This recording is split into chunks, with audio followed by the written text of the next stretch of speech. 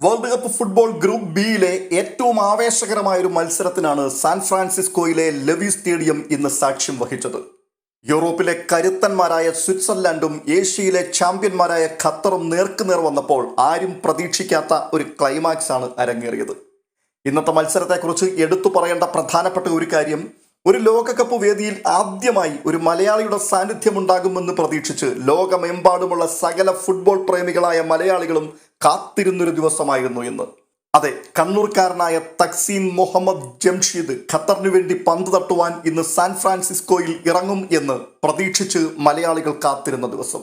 ഒരു മലയാളി എന്നുള്ളത് പോകട്ടെ, ഒരു ഇന്ത്യക്കാരന് വേൾഡ് കപ്പ് ഫുട്ബോളിന്റെ ചരിത്രത്തിൽ ഇതുവരെയും തന്റെ സാന്നിധ്യം അറിയിക്കുവാൻ കഴിഞ്ഞിട്ടില്ല.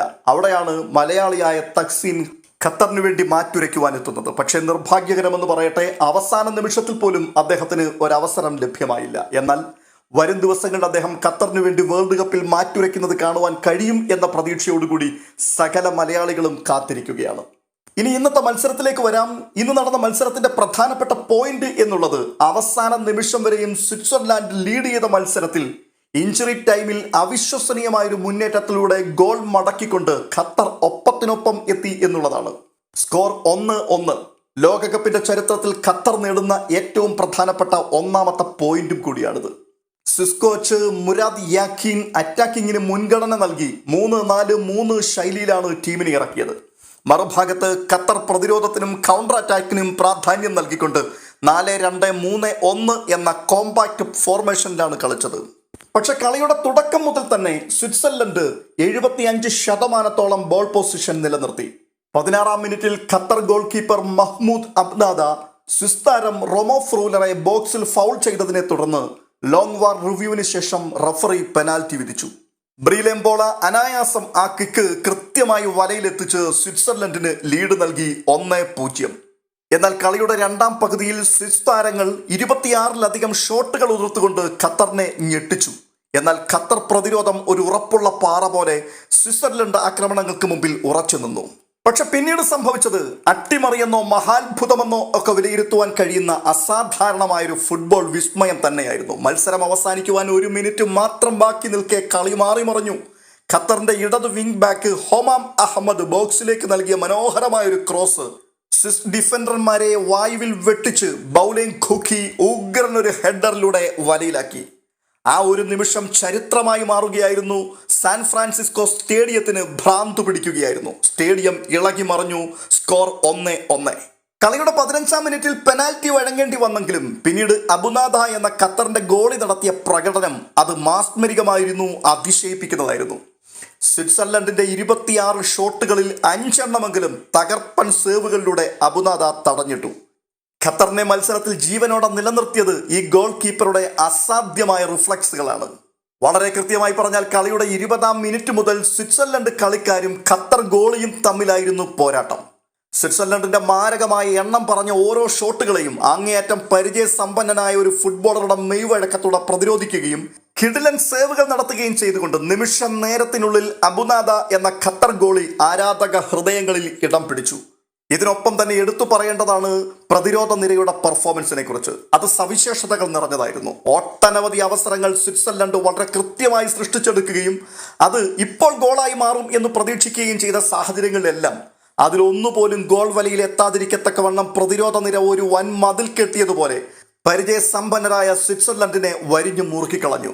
ആ കളി മികവിനെ നമുക്ക് ഇങ്ങനെ വിശേഷിപ്പിക്കാം: പ്രതിരോധ നിര എവിടെയെങ്കിലും ഭേദിക്കപ്പെട്ടിട്ടുണ്ടെങ്കിൽ ആ പിഴവിനെ ഗോളി ഉജ്ജ്വലമായി പ്രതിരോധിക്കുകയും പരിഹരിക്കുകയും ചെയ്തു. അതേസമയം ഗോളിക്ക് ഒന്നും ചെയ്യുവാൻ കഴിയാതെ നിസ്സഹായതയോടെ നോക്കി നിൽക്കേണ്ടി വന്ന സാഹചര്യങ്ങൾ സൃഷ്ടിക്കപ്പെട്ടപ്പോഴെല്ലാം അതിനെ പ്രതിരോധ നിര മനോഹരമായി കൈകാര്യം ചെയ്തു. ഇതിലേറ്റവും പ്രധാനപ്പെട്ടത്, ഇടവേളയ്ക്ക് പിരിയുവാൻ സെക്കൻഡുകൾ മാത്രം ബാക്കി നിൽക്കവേ ഗോളി സ്ഥാനം തെറ്റി നിൽക്കുമ്പോൾ ഗോൾ പോസ്റ്റിന് നേരെ ആഞ്ഞടിച്ച കിണ്ണം കാച്ചിയൊരു ഷോട്ട് ഗോൾ ലൈനിൽ കിടിലൻ സേവിലൂടെ ഖത്തർ പ്രതിരോധ നിര തടഞ്ഞിട്ടു എന്നുള്ളതായിരുന്നു.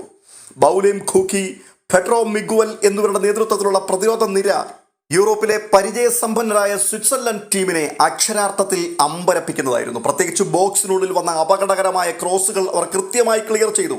അവസാന മിനിറ്റിലെ ഗോൾ ഖൂക്കിയുടെ ഡിഫൻസീവ് മികവിനൊപ്പം അറ്റാക്കിംഗ് ക്വാളിറ്റിയും തെളിയിച്ചു. പക്ഷേ ഖത്തറിന്റെ മുന്നേറ്റ നിര ആദ്യോടന്തം നിരാശപ്പെടുത്തി കളഞ്ഞു എന്നുള്ളതും വിസ്മരിക്കുവാൻ കഴിയാത്തതാണ്. മിഡ്ഫീൽഡിൽ പന്ത് കൂടുതൽ സമയം കൈവശം വെക്കുവാൻ അവർക്ക് കഴിഞ്ഞില്ല എന്ന് മാത്രവുമല്ല, ഖത്തറിന്റെ കരുത്തനായ സ്ട്രൈക്കർ അക്രം അഫീഫിലേക്ക് പന്തുകൾ എത്തിക്കുന്നതിൽ മധ്യനില മിക്കപ്പോഴും പരാജയപ്പെടുകയും ചെയ്തു. ഖത്തർ പെനാൽറ്റി വഴങ്ങിയത് അനാവശ്യമായ ഒരു എടുത്തുചാട്ടം മൂലമായിരുന്നു. കൂടാതെ കൗണ്ടർ അറ്റാക്കുകളിൽ ഫൈനൽ പാസുകൾ കൃത്യതയില്ലാതിരുന്നത് കൊണ്ട് അവർക്ക് അവസരങ്ങൾ പലതും നഷ്ടപ്പെടുകയും ചെയ്തു. ഇനി സ്വിറ്റ്സർലാൻഡ് ടീമിനെ കുറിച്ച് പറഞ്ഞാൽ അവരുടെ മധ്യനിരയെ പൂർണ്ണമായും നിയന്ത്രിച്ചത് ഗ്രാനിറ്റ് ഷാക്കയായിരുന്നു. അദ്ദേഹത്തിന്റെ ക്രിയേറ്റീവ് പാസുകളാണ് സ്വിസ് ടീമിന് അറ്റാക്കിന് മൂർച്ചയുണ്ടാക്കി കൊടുത്തത്. ഡാൻ എൻഡോയെയും റൂബൻ വർഗാസും വിങ്ങുകളിലൂടെ നിരന്തരം ഖത്തർ ബോക്സിലേക്ക് ഇരമ്പിക്കയറിക്കൊണ്ടേയിരുന്നു. നിരന്തരമായ ഷോട്ടുകളിലൂടെ ഖത്തറിനെ അവർ സമ്മർദ്ദത്തിലാക്കി. ബ്രീൽ എംബോളോ തന്റെ ഫിസിക്കൽ ഗെയിമിലൂടെ ഖത്തർ ഡിഫൻസിനെ നിരന്തരം പരീക്ഷിക്കുകയും ഒടുവിൽ ഒരു പെനാൽറ്റിയിലൂടെ ടീമിന്റെ ആദ്യ ഗോൾ നേടുകയും ചെയ്തു. ഇതൊക്കെയാണെങ്കിൽ തന്നെയും വളരെ ശ്രദ്ധയോടെ നിരീക്ഷിക്കുന്ന ഒരു ഫുട്ബോൾ പ്രേമിക്ക് മനസ്സിലാക്കുവാൻ കഴിയുന്ന ഏറ്റവും പ്രധാനപ്പെട്ട കാര്യം സ്വിറ്റ്സർലാൻഡ് ടീമിന്റെ അമിത ആത്മവിശ്വാസം എന്ന പ്രശ്നമായിരുന്നു. ഒരു ഗോളിന് മുൻപിലെത്തിയതിനു ശേഷം കളി തങ്ങൾ ജയിച്ചു എന്ന മട്ടിലാണ് സ്വിസ് താരങ്ങൾ പന്ത് തട്ടിയത്. ഖത്തറിനെ അവർ വളരെ വില കുറച്ച് കണ്ടു. അവിടെയാണ് അവർക്ക് മത്സരം കൈവിട്ടു പോയത്. സ്വിസ് മുന്നേറ്റ നിരയുടെ ഫിനിഷിംഗിലെ പോരായ്മ സത്യത്തിൽ മാപ്പർഹിക്കാത്ത ഒരു കുറ്റം തന്നെയായിരുന്നു. കാരണം അത്രമാത്രം മികവ് തെളിയിച്ച കളിക്കാരാണ് സ്വിസ് നിരയിൽ ഉള്ളത്. 26 ഷോട്ടുകൾ അടിച്ചിട്ടും അവസാനം കളി ജയിക്കുവാൻ ആവശ്യമായ രണ്ടാമത്തെ ഗോൾ നേടുവാൻ അവർക്ക് കഴിഞ്ഞില്ല എന്നുള്ളത് വളരെ സങ്കടകരമായ ഒരു കാര്യമായിരുന്നു. ലഭിച്ച വൻ അവസരങ്ങൾ അവർ ബോക്സിന് വെളിയിലേക്ക് അടിച്ചു കളയുകയും ചെയ്തു. ചുരുക്കത്തിൽ സ്വിറ്റ്സർലാൻഡിന് ഇതൊരു വലിയ പാഠമാണ്. എത്ര വലിയ ടീമായാലും ഫുട്ബോളിൽ 90 മിനിറ്റും ഒരേ ശ്രദ്ധയോടെ കളിച്ചില്ലെങ്കിൽ പണി കിട്ടും എന്ന് ഈ മത്സരം അവരെ പഠിപ്പിക്കുന്നു. അതേസമയം ഏഷ്യൻ കരുത്ത് ലോകവേദിയിൽ തെളിയിച്ച ഖത്തറിന് ഈ സമനില ഒരു വിജയത്തിന് തുല്യമാണ്. അവരുടെ പോരാട്ട വീര്യം തീർച്ചയായും അഭിനന്ദനാർഹമാണ്. ഖത്തറിന്റെ ഈ മടങ്ങിവരവിനെ നിങ്ങൾ എങ്ങനെയാണ് കാണുന്നത്? സ്വിറ്റ്സർലൻഡിന് എവിടെയാണ് പിഴച്ചത്? നിങ്ങളുടെ അഭിപ്രായങ്ങൾ താഴെ കമന്റ് ചെയ്യുക. വീഡിയോ ഇഷ്ടപ്പെട്ടെങ്കിൽ ലൈക്ക് ചെയ്യുവാനും ചാനൽ സബ്സ്ക്രൈബ് ചെയ്യുവാനും മറക്കരുത്. അടുത്തൊരു മാച്ച് അനാലിസിസുമായി വീണ്ടും കാണാം. അതുവരേക്കും ബൈ.